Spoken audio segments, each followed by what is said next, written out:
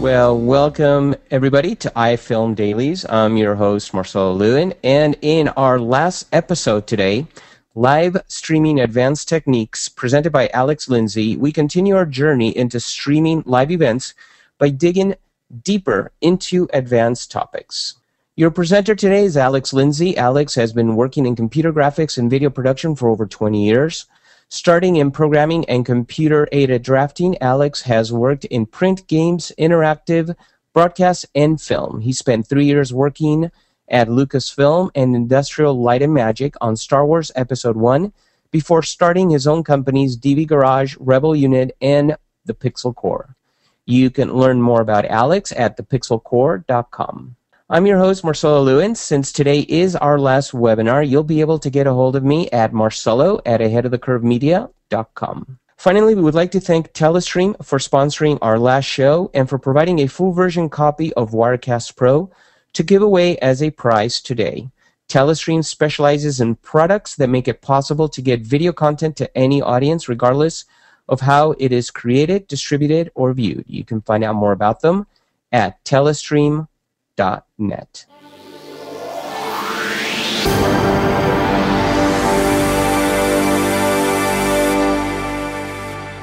Hey, everybody. So this is Alex, and I am happy to be with all of you. Just another reminder that you can ask questions, so I'll be answering them at the end. And a lot of it, I'm going to go over a lot of pieces here, and I'm going to be kind of going back and forth between my seminar, a couple different screens. And if I don't answer the technical questions that you want, make sure to ask questions about that. I'm happy to wax on about technical stuff. I'm going to do some of that, of course, but I want to make sure that I cover your stuff. So if you have certain questions, we'll answer as much as we can at the end of the seminar.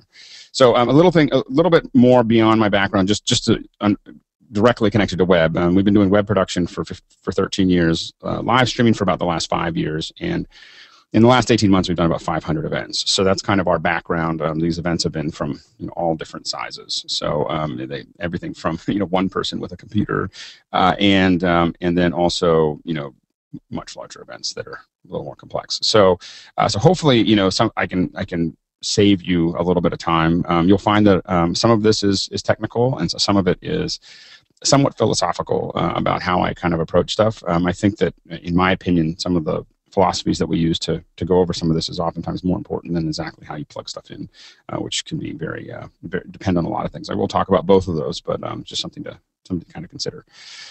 One of the first things that I think is important for us to think about when we think about this is, why do we live stream? And whether we're doing an advanced or basic, we need to think about why we're live streaming, because live streaming is hard. It is it's difficult and it's risky, especially for brands. We mostly work with large brands, and it's very risky for a brand to be sitting there doing that, and it's very expensive to do it when it has to work. And so the question is, why do we live stream? In my opinion, there are 3 reasons to live stream. One is news, of course. Things happening, and we have to know that those things are happening right now. And so the news is an important thing that you can live stream.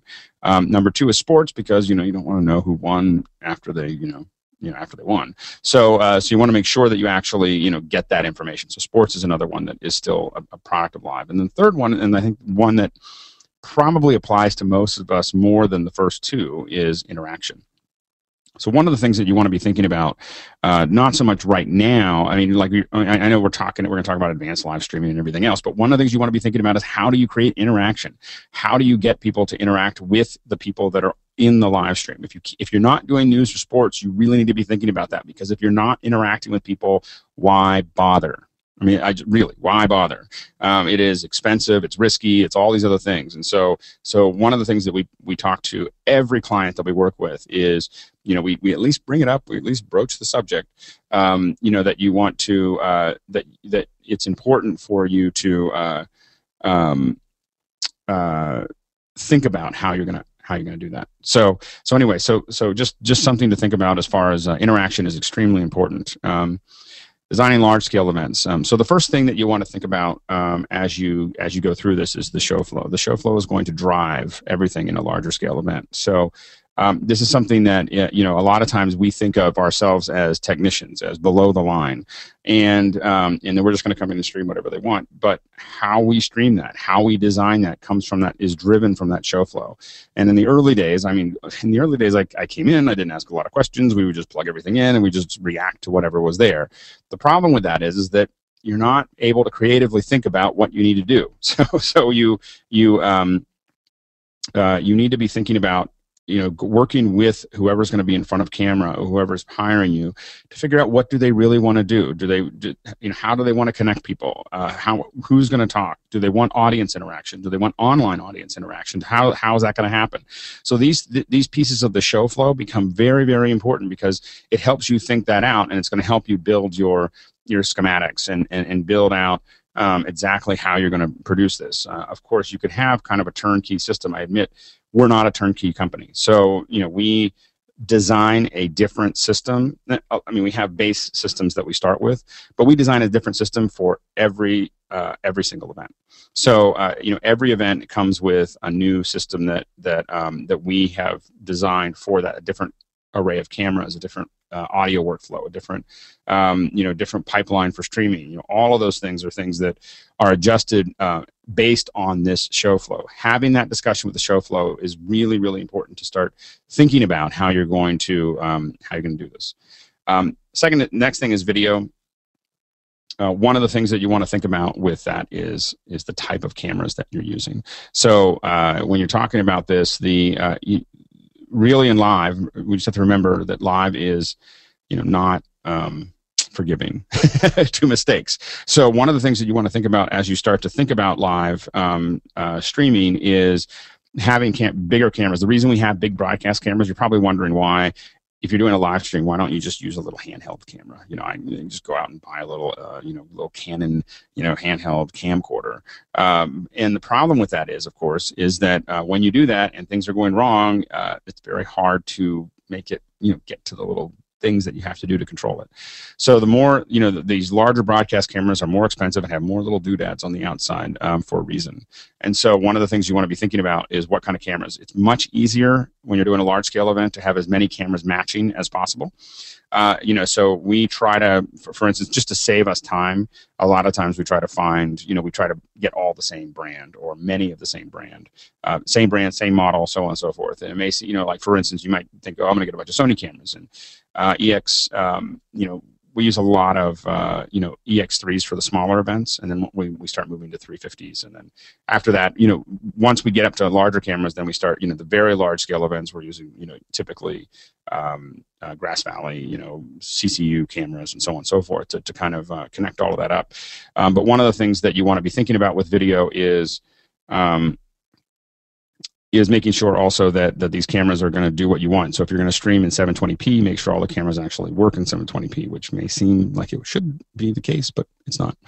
A lot of cameras are now 1080i, and interlace is something that you don't want in a webcam. So in a web stream, so you want to try to avoid that.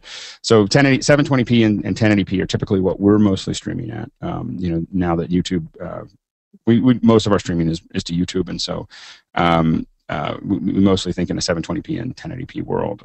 So we want to make sure that those cameras that are subsystems, everything else, are able to manage that. So those are the things that you want to think about as you're starting to put those cameras together, is figuring out exactly what you want to do. Of course, when you're getting started, you can stream with anything. So I don't want to tell you should buy all these big cameras and that's the only way to go. We definitely didn't start that way. But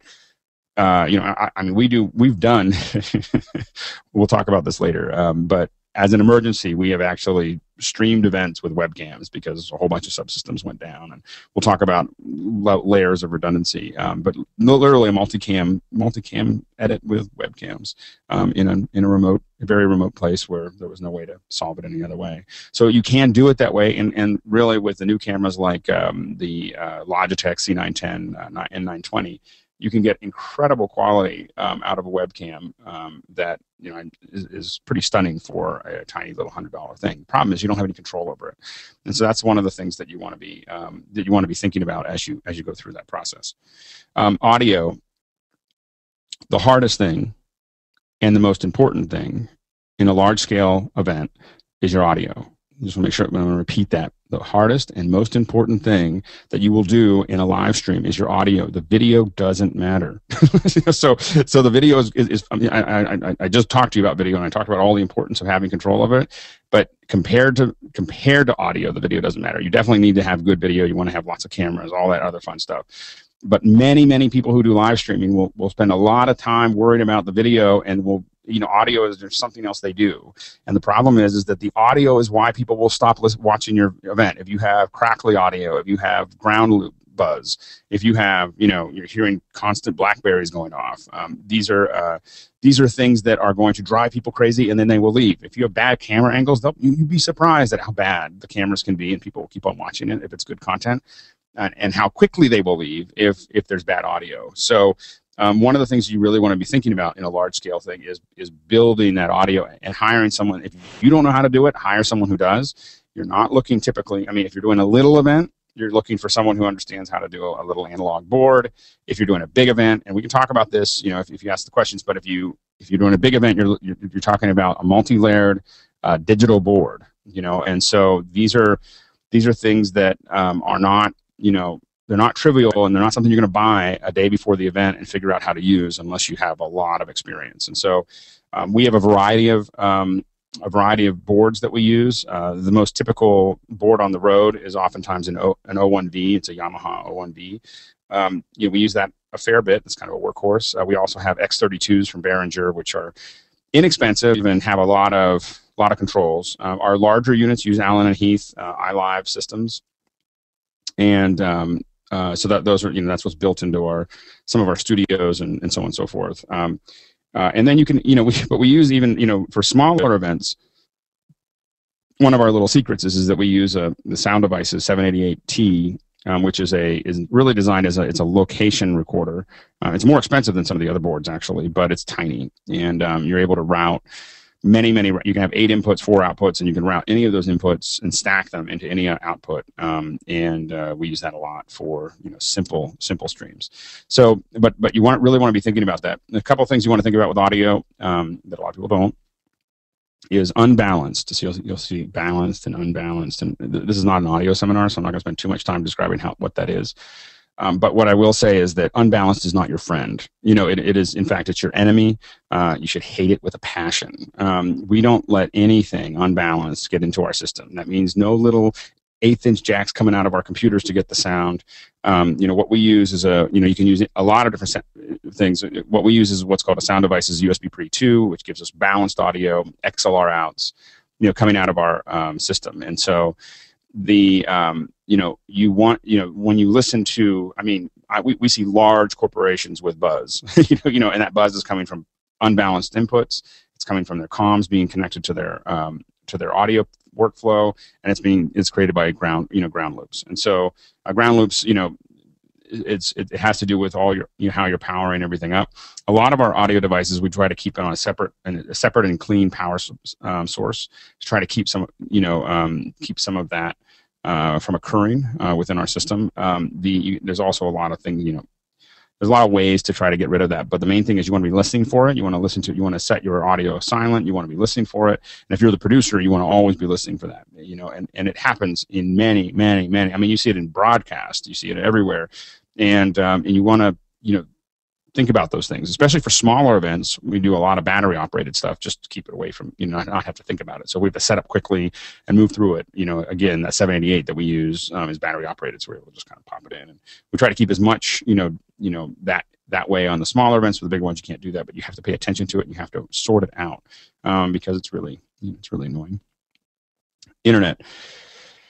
With large scale events, we'll talk about this again later, but one of the things that you want, obviously the internet is your lifeblood. It is what is going to, it's what is going to make or break your event oftentimes. And you should not trust anyone. Don't trust anyone related to your internet. You need to see it. You need to test it. The first thing you do when you get to an event is you find out where your hard line is.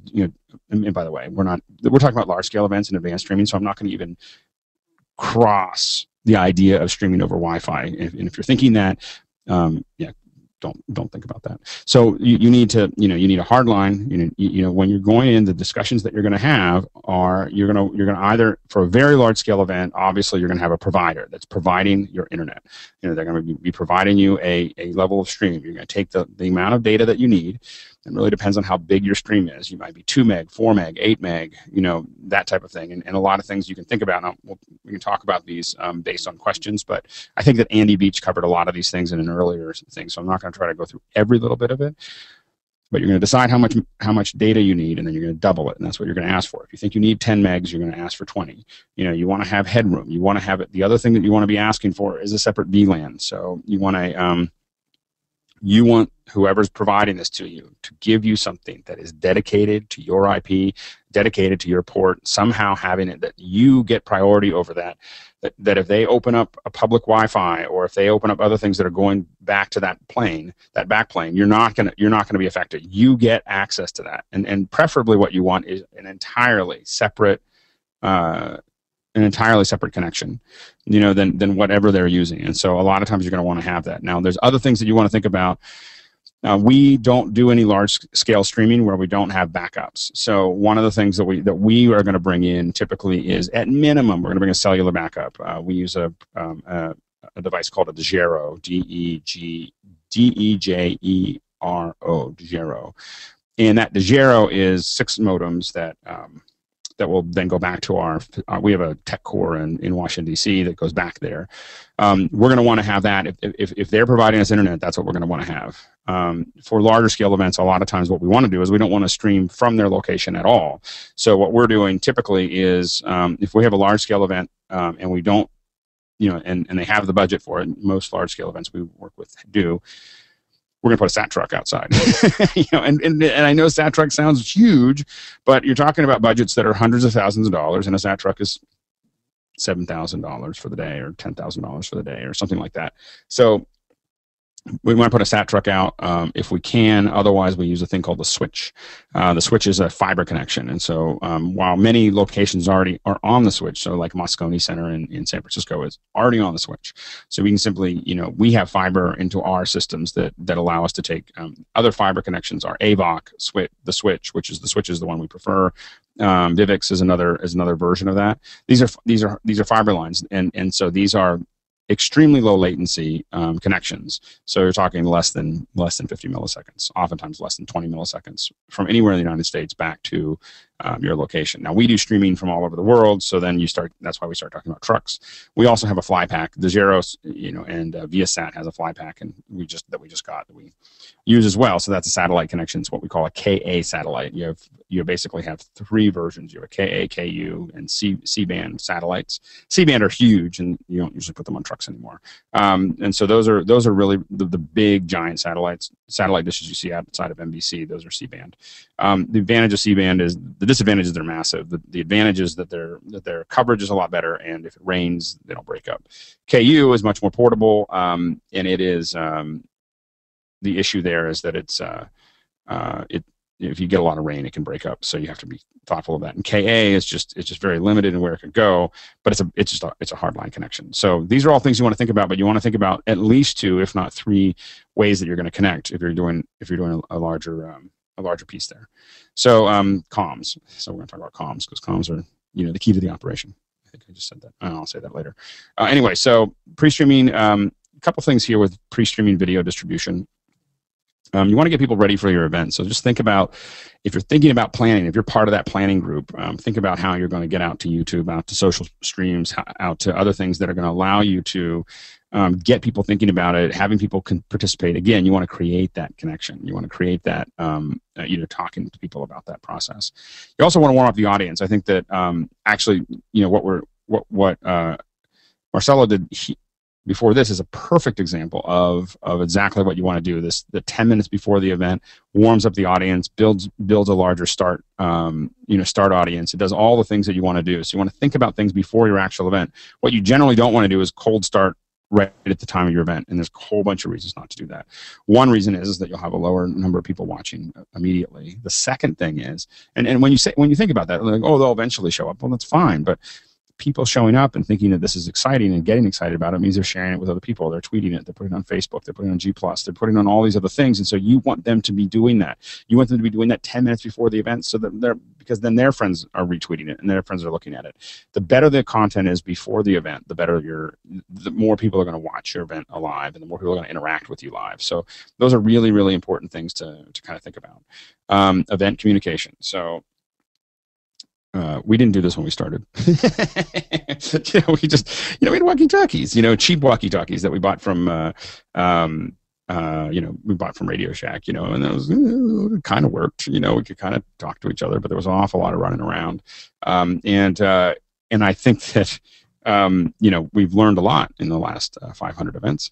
And one of the things that we are, and most people who do live productions become pretty crazy about is event communication. So it is the key to the operation. You want to think about designing loops. And so in a complex event, I'm not going to get into really complex events. I'm going to try to just keep this because it kind of, when someone told me I needed to have all these comm loops, I just was just kind of overwhelmed. But one of the things you want to think about is, a camera loop. So that's you talking to your camera operators or someone talking to the camera operators. And there's a lot of negotiation that goes on there. If you're just a live streaming crew and there's a production going on, so a lot of times you'll be working at a larger event and there's a company there that's already doing the video.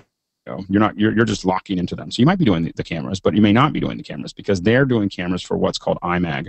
So IMAG is what's actually streaming to the screens, and so you may not.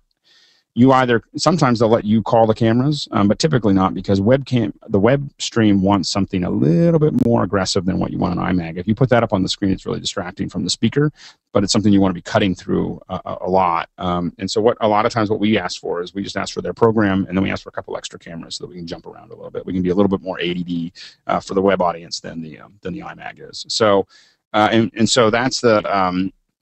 But you want to be on that loop. A lot of times what ends up happening is you're on a separate loop with the director and you're making requests. Say, can you do this? Can you do this? Can you do this? And then they decide what they're going to do. And that's for very large events, that take days of prep and everything else. But otherwise, you're going to want to be able to talk to your camera operators.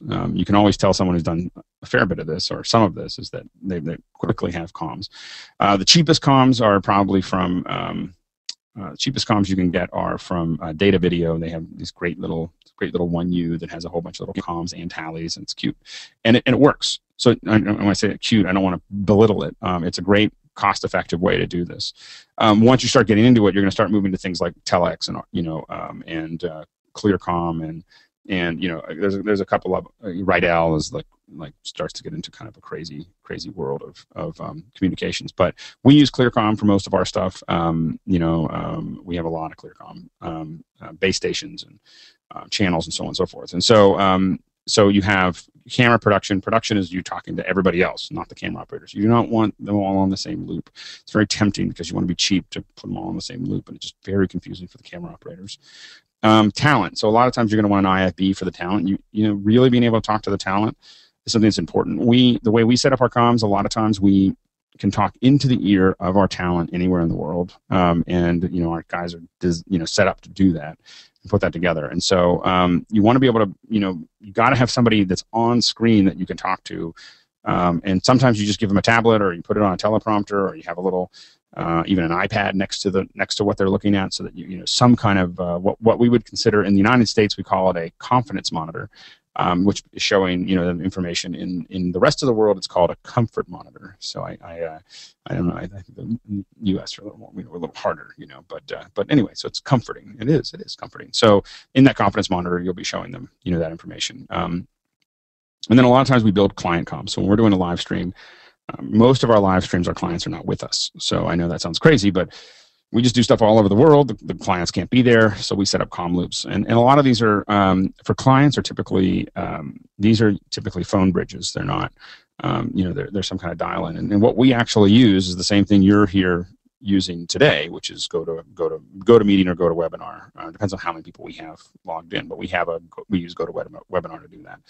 So people can just call in, and make that work. And so they can use their computer, they can use their phone, they can use whatever they want, and then you can be talking to the client during the event. But thinking about those things is a really important aspect. When you start really thinking about how you're going to put those together, as I said, it's key to the operation. It really makes events run smoothly. It's this is stuff that once you stop, you're not doing just the basic stuff. You're going to need to think about a lot of these pieces. Also think about global versus local. So a lot of times you have local comms and you're going to have to connect them to global comms. And so you need to be able to figure out how you're going to do that. Again, phone bridges are the most normal thing. So a lot of people, what they'll do is they'll have a phone bridge on either end that's actually dialing in and then feeding back into the comms system that you have in the different areas. There are more complex ways. All the companies make some version of of a way to tie all their comms together, and they can be very complex. And they work really well if everybody knows how to use them. A lot of times, what we do is we just keep it down to a phone bridge or actually GoToMeeting. Again, makes a lot of those things work. So comparing streaming solutions. I'm going to break these down a little bit. I'm not going to. I know I didn't talk about this. Isn't in the agenda, so I'm just going to kind of go through this quickly. And I'm sure that Andy Beach also talked about some of this stuff, and I've talked about it in the past. But just to kind of retouch, you have what I consider consumer solutions, which are Ustream and Livestream and Justin TV. These are all good. They're all good streaming. And one of the things that the consumer ones provide that's a little bit better than the ones I'll talk about in a second is they provide you with a lot of exposure. So when Ustream or Livestream or Justin TV put it on their front page, you're going to get a lot of views that are coming for free. So if you think that you need that kind of promotion, you have something really cool, but you don't have a lot of distribution, these are great ones to use for that. I consider them consumer because most of them, only have single level of redundancy and they're, it's a little more limiting on what we can, how we can stream to them. And those are the kind of things that, but they are consumer and they're easy and there's a lot of direct links, for instance, with little the Teradeks and so on and so forth to tie into them. BitGravity kind of sits in the middle. BitGravity I think is Tata Communications now, but BitGravity is kind of in between. It's got some of the ease of use of the consumer ones, but it doesn't have the promotions. It's really more designed as a white glove service. Then you get into industrial. I will admit that most of our work at this point is more in the industrial world. And what I mean by that is these are much larger streaming systems. So Akamai, Kontiki, and YouTube. And these are three very different solutions. Akamai is the kind of the original solution in many ways. Not the original, but very close to the original. And they really have a great edge network. It's much more difficult to work with them. It's much bigger. It's more but it's much more robust. So now you're talking about having a lot of control over your stream, having industrial level control over the process, being able to have primary and backup streams, which to us is like it's like what we breathe in a lot of ways. So Akamai is a really useful there. Kontiki is it's very specific. So if you're doing corporate stuff that needs to be encrypted, it needs to be part of, and you need to make sure that only the people in your company can see it or only the people in a certain organization can see it. Kontiki is the only company that really does that to our knowledge. It also handles peer-to-peer within a company. So if you have a very large company, what you can do is you can stream, one stream goes into the building and 1,000 people are watching it. So you don't saturate all of your connections when the whole company might want to watch something. So that's something to kind of consider. It's a little bit behind the curve, in my opinion, as far as quality goes, but it's the only one that provides that solution right now. So they kind of have the ball. YouTube it's also in between. I could have almost put it with BitGravity because it's consumer. Now, if you have 100 subscribers to your YouTube channel, and if everyone here just kind of teamed up, you could just follow each other's channels, and you'd all be YouTube enabled. It is the coolest streaming platform in the world. I just can't believe that they provide it, to be honest with you. And so, with 100 subscribers, you can be streaming to YouTube. You can stream live to YouTube for free. Now, one of the things about YouTube, so it's really cool. The reason some people don't use it, of course, is that its copyright restrictions, which is ironic given YouTube's start, is extremely well developed. So you start playing a song that is already claimed in YouTube, and your stream will be shut down, and you'll lose your access like that. So that's one of the things to kind of think about when you that's one of the things people don't like. There's also a lot of ad restrictions of you can't. if you start building up big events and you're brought to you by blah blah blah, the problem that you're going to get into is that YouTube doesn't appreciate that. So anyway, so that's something to kind of think about with YouTube as far as the process. But if you get a chance to do it, it's one of those things that it's just building so fast, and we have had the opportunity to watch it grow. And so, there's oftentimes I just want to go, anytime someone complains about anything inside of YouTube, I'm like, you're where we used to be. We used to be working in the snow uphill for a mile backwards. It used to be very techy to do that. And now, it's just a great interface. It's a great setup. One of the things you can do also when you're thinking about starting streaming is, of course, Hangouts on air. So if we go in here, anybody can do this. So you can start a Hangout on air. See all these people? They are just hanging out, and they're broadcasting to YouTube live, and you can even have question and answer. It's back to the interactive stuff that I was talking about here. So a lot of the process is you don't have to have any tools. You don't have to have any. Literally, you can do it with your webcam. You can start interviewing people. You can do roundtables, and you can stream it all to YouTube. And so that's more of a beginner's thing, but it is there. And you can tie stuff, tie broadcast cameras back into it with your, a variety of interfaces. Once you start moving to YouTube, here's the YouTube interface here. Excuse me. One of the things that you can do, so when you build up one, let's see, once you've been enabled, this is what it's going to look like when you start it here, and you can test and schedules. And I go into the advanced settings here, and I can decide how I want to license it. Once I go to the ingest settings, of course, I can decide I can do 1080p, which is awesome, and it'll give you kind of a range of what you can do there. You can also set a custom ingestion. Now, what a custom ingestion is what's really cool is if you're doing something. So you can see I have an Alex 720p.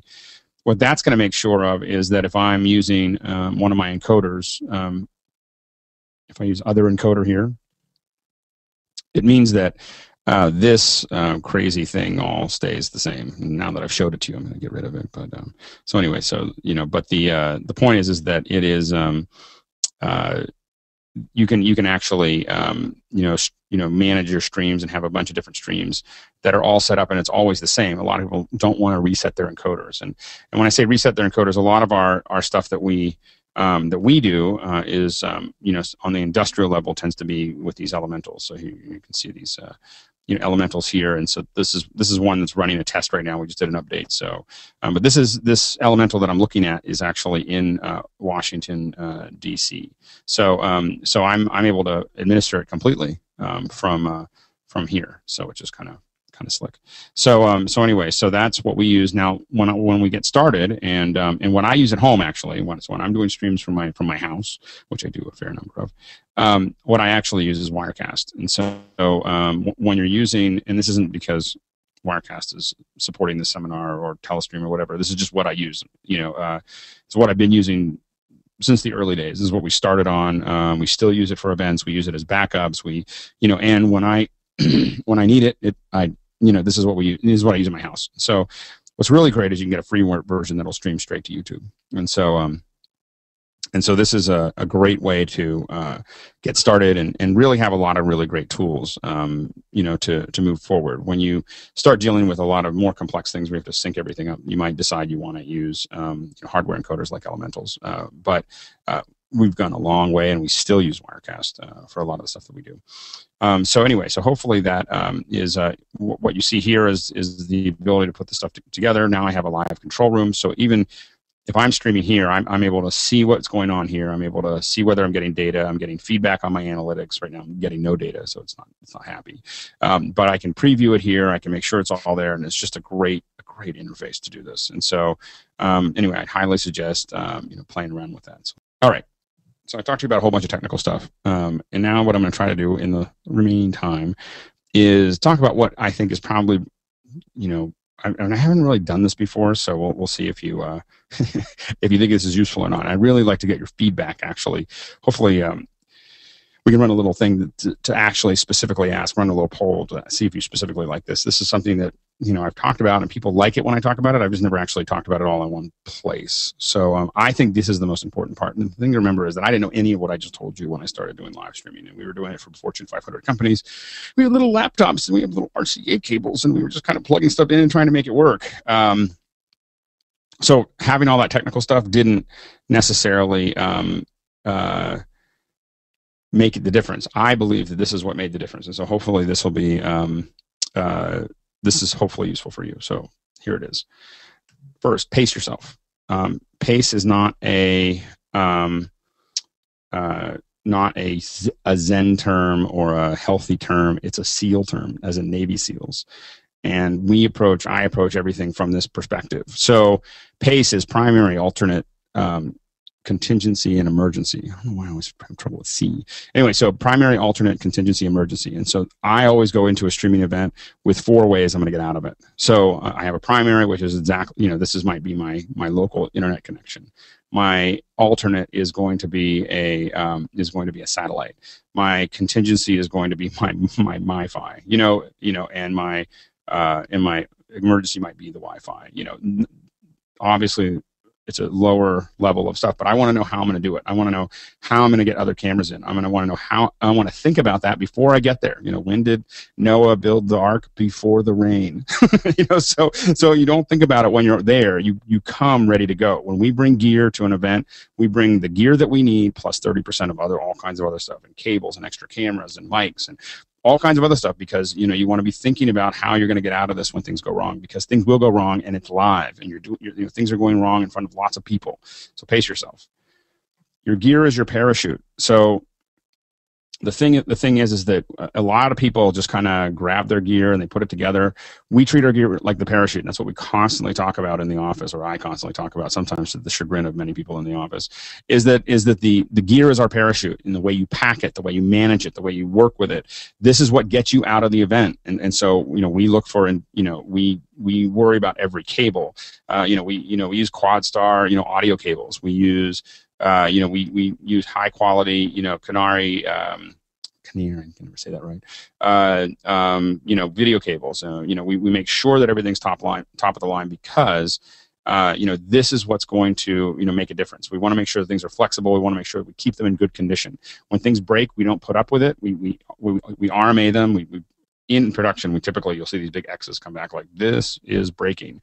We're shipping stuff constantly. We're typically moving, we check stuff all the time, and it's something that's important. So you got to consider your gear, your parachute, and take very good care of it. And it may seem expensive to buy the best ones. Like, for instance, the USB pre is the thing that we use to interface, and we have probably 50 of them. We've tried to buy a lot of cheaper ones, and you just can't get it to work when you're online. So and things have to work quickly. They have to work well. So it's $850 for a little USB interface that works. So you want to think about that. Sweat the details. We don't just ask. When I started doing this, we would just go, okay, we'll show up. When should we show up? And we just kind of did whatever. And they were like, do you have any questions? No, not really. We would just kind of react to stuff. Yeah, it's not the way we are anymore. So one of the things that you want to think about is sweating the details. You want to know not just, you want to know what the run of show is, if you can. You want to know, but we know how much power our entire system requires. We know, we want to know, where do we load in? How do we load in? What are we going to, when are we going to start? When are we going to rehearse? When, and we want to think about all these little pieces and who's going where. And by thinking through that, you do not want to think about that on set. You want to think of that ahead. There's a saying that, you bleed in the barracks or bleed on the battlefield, and it's much less painful to do it in the barracks. And you want to be thinking about all of this. You want to be thinking about, that approach, and figuring out, how you're going to get in and out of all these things before you get there. So sweat the details before the event. Stay vigilant. You are doing a live stream, oftentimes in front of lots of people. Do not take anything for granted. You're constantly looking for the next thing that's going to go wrong. You're constantly looking for tremors. So you're constantly looking for little things that aren't quite working the way you expect them to. When that happens, you want to be digging into that. You want to be changing anything, radically, but you want to be looking at it and paying attention to it. And especially when you're in rehearsal, you want to not put up with anything. You want to be looking, if there's a little buzz, get rid of it. If there's a problem with one of the cameras, handle it. Don't wait until the end to kind of figure that out. Be looking for all those things before the event. Communicate. And communicate, of course, we talk about comms, and that's incredibly important. But also just communicate with the client, with your vendors. What happens is, and we're still learning this, but when a client's asking you for things and you're not ready and you don't have it done yet and you're behind, still respond. No, I didn't. I don't have that done. No, I didn't. Be reactive. Be there. Communication is presence. And when you're out of communication, you're not present. And when you're not present, you're going to get you're basically moving yourself from somewhere in a nice, comfortable part of the bus to right in front of it. So when you're not communicating with your client, when you're not available, when you're not responding to their emails or their calls, basically what's happening is that when something goes wrong, it will be your fault, whether it was your fault or not. Remember that the map is not the territory. No matter how much you plan, no matter how much details you sweat, know that you're going to end up with something different than what you showed up to do. So that it happens almost every single event. Someone's going to do something crazy. Someone's going to decide they're going to go somewhere else. Someone's going to walk off stage. Someone's going to go do something else. And you want to be thinking about that, and you want to be nimble. What you can't do is get caught up in the way it should have been. Once you're there, it is the way it is. And you need to react to the way it is. Every moment. And when something goes wrong, you need to fix it and then go back to just reacting and stop thinking about whether that should have happened or whose fault it was. It's not a conversation you have during a live event. So you need to move on and keep yourself focused, keep your teams focused. And it sounds crazy, but you need to be calm. People who get upset at live streaming events don't belong there, and you need and if you have crew that do that, you need to get rid of them. You need to be like placid, because when you get upset at a live event, the only time I raise my voice at a live event is because I don't think things are moving fast enough and they need to move down a path quickly. So you'll see me do that every once in a while if you ever work with me. But generally, I stay pretty calm through all kinds of things going wrong, because people make more mistakes when people are being stressed. So when people are yelling and moving around and doing all this other stuff, now, for a lot of events, yelling is assertiveness. But what I'm saying is that when you're, and that happens a lot, you work on a big live event and people are yelling all the time. But the point is that you want to stay calm wherever your position is. And if you're yelling for a reason, but you don't want to get stressed out about the whole thing. You want to understand that there's a lot of moving pieces and you're going to keep moving it down the path, but you got to keep your eye on the ball. Never do it the same way. This is a fast-moving industry right now, and it's been a fast-moving industry, and everything's a fast-moving industry in our world now. And one of the things you want to think about is we never do the same event the same way again. Now, it doesn't mean we make massive changes, but we are unsatisfied with our work every single event. After every event, we're like, oh, we should have done this, or we could have done this, or you know what, let's do this, and let's change this pipeline, or let's, and little tweaks all the time. But we've done 500 events, and we've done 500 different events in the last 18 months because we never do it the same way again. Make it right. So pay attention to little details. Pay attention to every little graphic, every little bit. Try to make sure that you are that those things, even things that are above your pay grade. It doesn't mean that you have to step on everybody's feet, but you want to be paying attention to that and trying to put it in and trying to make a great event all the time. It's not just good enough. Okay, we set up the cameras. We never relax, in our events. I mean, we're constantly tweaking something. There's constantly something that we're trying to shave off and if something goes wrong, what you don't want to do is also walk away from it. You want to figure out how you're going to make it right. We always have someone on site that has Final Cut experience, specifically because we have to be able to edit if there's anything they want to change. And a lot of times it's not us, it's something that happened on screen. Someone said something they didn't want to or whatever. We also have lots of records. We have some ISOs and some what's called a clean record, which doesn't have your new graphics. So if you screw up your lower thirds, you can go back and fix it in the program. And we make sure that there's somebody there that can fix that every single event because it happens often.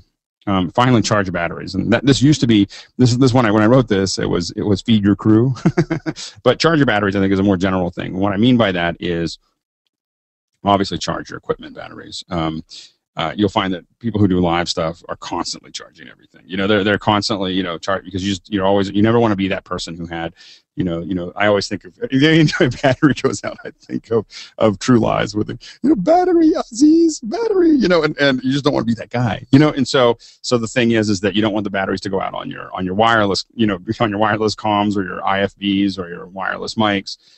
We think about those all the time, and we're constantly swapping stuff out. But you also want to be thinking about this with your crew, and you want to be thinking about this with yourself. Really looking at making sure that they're getting meal breaks, making sure that they get enough sleep if you're doing multi-day events, making sure that things are getting put back where they need to go. And it's not something that I'm always, always the best at, and or haven't been. And this is kind of a process.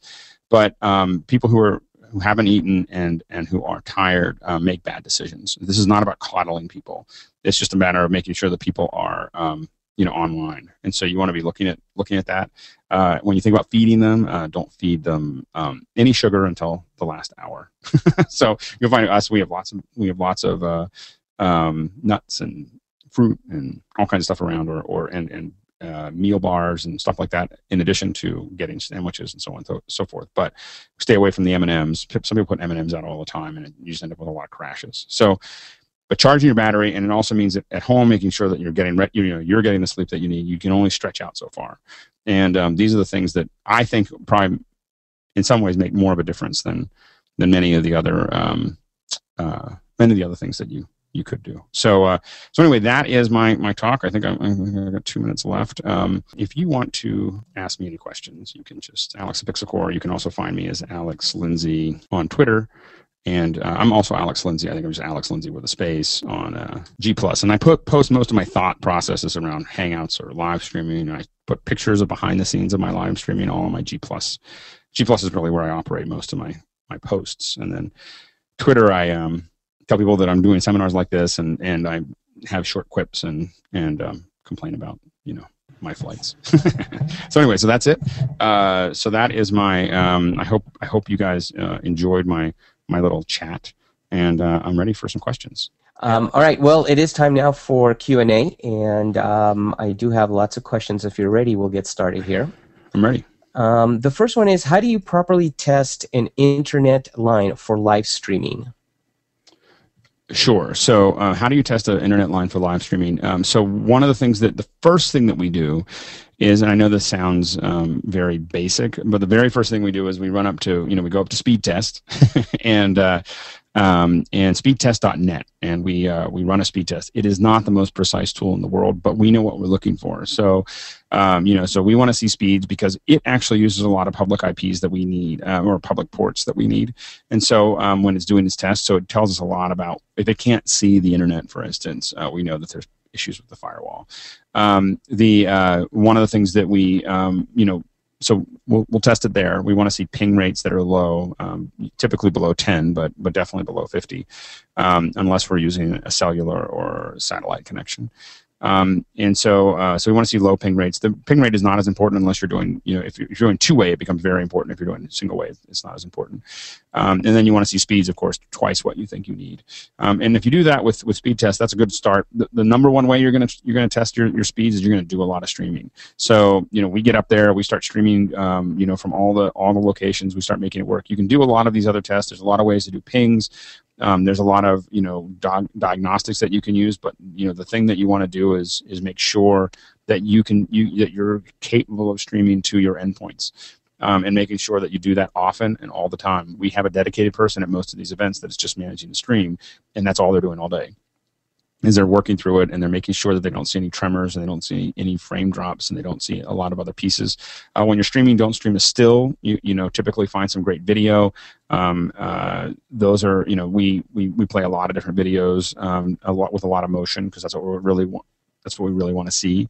And then we're looking at the health, both from from what we're doing. We're looking at, for instance, if we're using Wirecast, we're looking at the CPU usage and upstream. If we're using the elementals, of course, we're looking at the same thing. On our endpoints, we're making sure that we're getting good data. But those are the main ways that we do it. And if we're doing when we have backup streams, which is most of the time, we're doing rollover tests. So we make sure that one's going to the other one relatively smoothly. It's never going to be perfect, but it's close. Yeah, and if I can add, I can't emphasize how important it is to do rehearsals. Doesn't matter how small the event is.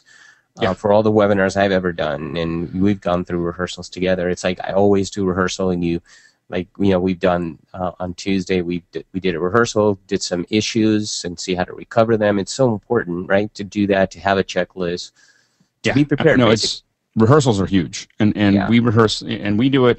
A lot of times we're like, when we do a lot of Hangouts. So we do Hangouts on air, and we do lots of them for Google and lots of them for other people, and we have a team that just processes between 50 and 100 people a week, for Hangouts, and that's all they do is make sure that they're ready to go and make sure they have speed and hardline connections and all the other things that they need to be done. And then we bring them in, before the event, and then we still tell them, okay, we're going to come out of this still, and we're going to go into this. All the stuff that you and I did on Tuesday that really ties a system up together. Yep, definitely. Here's another interesting one. What internet lines are generally most available at hotels? Oh, hotels are the bane of my existence. Sorry. So, different hotels, have different levels of support. So you really, if you have any control over the hotel, what you're going to want to do is, you want to see a hotel that's capable of giving you a separate VLAN. And you really want to make sure that they're giving you a separate VLAN, and you want that in writing. If a lot of hotels will tell you that they're doing that and they're not. And so, we will never, ever stream from a hotel where its connection is the sole connection to the internet, because you just don't know where it's going through unless you're running separate lines. And so a lot of the bigger events that we have, we're running lines from. If it's overseas, it's usually BT. If it's local, it could be AT&T, Verizon, so on and so forth. We're running internet lines into the event. Now, most of our clients are cloud companies. And so they're already doing so much that they have to bring in a third party to handle that. We work with a company called Straight Up Technologies that does all of our internet, and so they manage that process. And so we typically, if it's a large event, you want your own internet. You don't want the hotel's internet. If you're doing a smaller event, just make sure that you've thought of some kind of backup. The bare minimum is get some kind of bond, like a Teradek bond.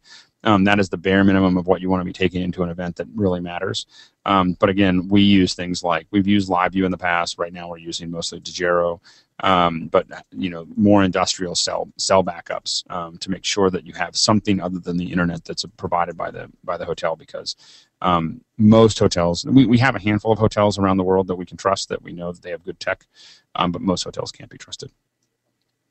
Yep. What's a good wireless cell phone connection that you recommend? Service, Sprint, Verizon. Do you recommend any for streaming? We wouldn't recommend that as your only source of a stream. So we've had most success, using Verizon and AT&T are the two that we use the most. I mean, if we're going to use only one, we'll tend to use Verizon.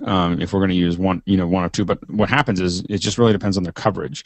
So AT&T is really good in some areas, and Verizon's good in others. It is oftentimes those are our emergency backups are not usually a MiFi, but really a USB antenna that that pops into your computer, and that's our emergency backup. And I have both AT&T and Verizon modems. Any team that goes out typically has one of those too.